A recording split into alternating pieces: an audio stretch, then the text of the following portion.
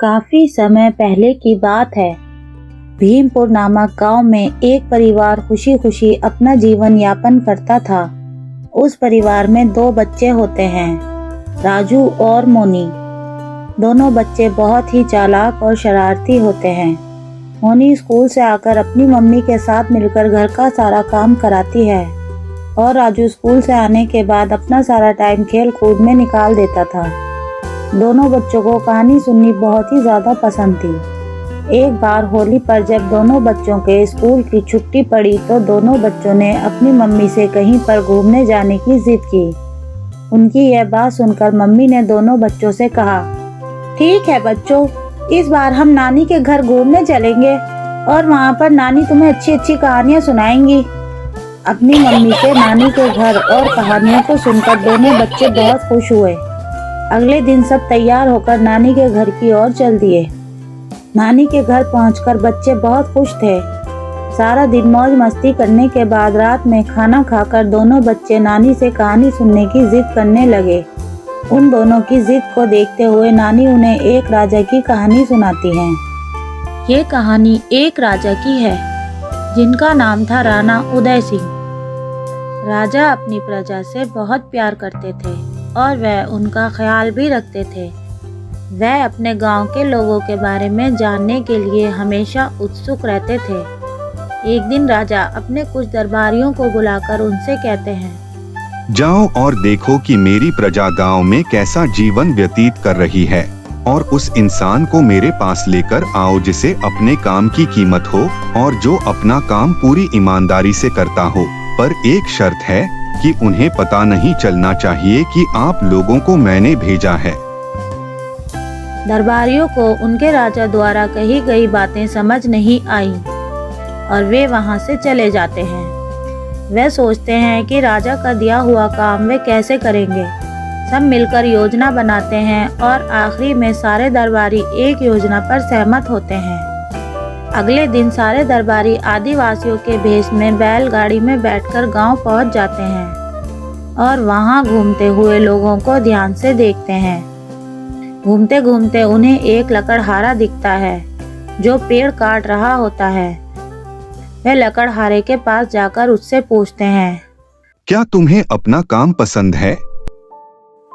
लकड़हारा कहता है, नहीं, मैं ये काम इसीलिए करता हूँ क्योंकि मेरे पूर्वज भी यही करते थे और मेरे पिता ने मुझे ये काम करने के लिए मजबूर किया है। उसकी ये बात सुनकर दरबारी वहां से चले जाते हैं। आगे जाने पर उन्हें एक गुस्सैल धोबी मिलता है और वे जाकर उससे कहते हैं, नमस्ते भाई, हम बाहर गांव से आए हैं और इस जगह में नए हैं। हम यहाँ अपने दोस्त राम से मिलने आए हैं। क्या आप कृपया करके हमें उसका पता दे सकते हैं?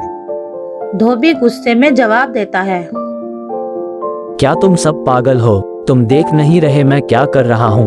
मैं एक बेवकूफ हूँ और बेवकूफी वाला काम कर रहा हूँ। दरबारी उससे पूछता है, क्या तुम्हें अपना काम पसंद नहीं है? धोबी कहता है, नहीं, मैंने बचपन में अच्छे से पढ़ाई नहीं की और उसी वजह से आज मैं धोबी बन गया हूँ और मैं ये काम इसीलिए करता हूँ ताकि अपने परिवार को 2 वक्त की रोटी खिला सकूं। दरबारी उसे परेशान करने के लिए उससे माफी मांगते हैं और वहां से चले जाते हैं। वहां से जाते वक्त उन्हें अचानक से एक छोटी कुटिया दिखाई देती है जहां पर दिए जल रहे होते हैं और कुछ बच्चे पढ़ रहे होते हैं। उन्हें पता चलता है कि वह एक स्कूल है। वे स्कूल के अंदर जाकर वहां के अध्यापक से वही सवाल पूछते हैं, अरे भाई साहब, क्या आपको अपना काम पसंद है? इस पर अध्यापक जवाब देता है, मुझे अपने काम से बहुत प्यार है और इन छोटे बच्चों को ज्ञान देकर मुझे खुशी और शांति मिलती है। अध्यापक की बातें सुनकर दरबारी उन्हें राजा के पास ले जाते हैं। राजा उस अध्यापक को सराहना देता है क्योंकि उसे अपने काम की कद्र थी और वह उसे पूरी शिद्दत के साथ करता था। वह उसे पुरस्कार देते हैं और गांव में एक नया स्कूल भी बनवाते हैं। तो बच्चों, हमें इस कहानी से यही शिक्षा मिलती है कि आप किसी भी काम को अच्छे से तभी कर सकते हो जब आप उस काम से प्यार करते हो। और आपको उस काम की कीमत होती है, क्योंकि काम ही पूजा है।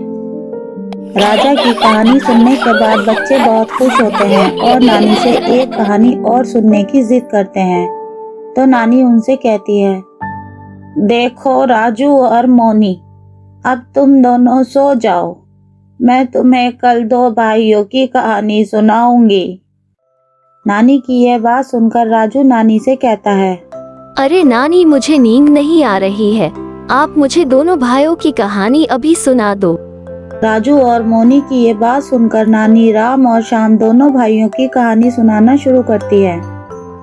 यह कहानी है 2 भाइयों की, जिनमें से एक का नाम था राम और एक का श्याम। राम और श्याम के माता पिता का देहांत हो गया था और वह दोनों छोटे मोटे काम करके ही अपनी जिंदगी चला रहे थे। गांव वालों का मानना था कि दोनों भाई एक दूसरे से एकदम ही अलग हैं। राम एक बहुत ही अच्छा इंसान था। वह बुजुर्गों की इज्जत करता था और बच्चों का ख्याल रखता था। सारे गांव वाले राम को बहुत पसंद करते थे, क्योंकि वह गरीबों की भी मदद करता था। पर यह सब तो गांव वालों का नजरिया था। सच्चाई तो यह थी कि राम एक बहुत ही दिखावटी इंसान था। वह बस दूसरों का दिल जीतने के लिए और वाहवाही बटोरने के लिए ही अच्छा इंसान बनने का नाटक करता था। पर गांव वाले राम के इस नकली बर्ताव से अनजान थे। वहीं दूसरी ओर श्याम गांव वालों की नज़रों में बहुत ही बुरा इंसान था। वे सब उससे काफ़ी नफरत करते थे, क्योंकि उसे जुआ खेलने की लत थी, जिसकी वजह से वह कर्जे में डूब गया था। वह स्वभाव से बहुत ही गुस्सैल था, जिसकी वजह से आए दिन उसकी किसी न किसी से लड़ाई होती रहती थी। परंतु श्याम दिल का बहुत अच्छा था। वह बस किस्मत का मारा था और हालातों ने उसे बुरा इंसान बना दिया था। वह अपने मन में कभी किसी का बुरा नहीं सोचता था और अगर किसी की मदद भी करता था तो उसका कोई दिखावा नहीं करता था। राम और श्याम के एक चाचा थे जो शहर में रहा करते थे। उनके चाचा का कोई बेटा नहीं था और इसीलिए अब उनकी सारी संपत्ति के वारिस राम और श्याम होने वाले थे। परंतु चाचा जी बहुत चतुर थे। वो अपनी संपत्ति उसके ही नाम करना चाहते थे जो उसका सही उपयोग कर सके। इसीलिए वो उनकी परीक्षा लेते हैं। गांव वालों से दोनों भाइयों के बारे में जानने के बाद उन्हें पता चलता है कि राम एक अच्छा इंसान है और श्याम बुरा। पर वो खुद ही इस बात का आकलन लगाना चाहते थे कि यह बात सही है या नहीं। चाचा जी राम के पास एक बहरूपिया बनकर जाते हैं। वह राम से अपने अनाथालय के लिए कुछ दान करने को कहते हैं, पर राम बहाना बनाकर उन्हें दान देने से मना कर देता है। चाचा जी को राम का ये बर्ताव बहुत ही बुरा लगता है। अब वह श्याम की परीक्षा लेने जाते हैं। वे श्याम के पास भी एक बहरूपिया बनकर जाते हैं और उससे भी अपने अनाथालय के लिए दान मांगते हैं। श्याम कहता है, मैं तो पहले से ही कर्ज में डूबा हुआ हूँ, तो मैं दान कैसे कर सकता हूँ। पर मैं आपसे वादा करता हूँ कि अगर मुझे मेरे चाचा जी की संपत्ति मिलती है तो मैं आपके अनाथालय में एक बड़ी रकम जरूर दान करूँगा। चाचा जी ये बात सुनकर बहुत खुश हो जाते हैं और वह समझ जाते हैं कि उनकी संपत्ति का सही हकदार कौन है और वह अपना सब कुछ श्याम के नाम कर देते हैं। इससे हमें यह सीख मिलती है कि जो जैसा दिखता है वह असल में वैसा नहीं होता है। ये दुनिया दिखावटी लोगों से भरी हुई है।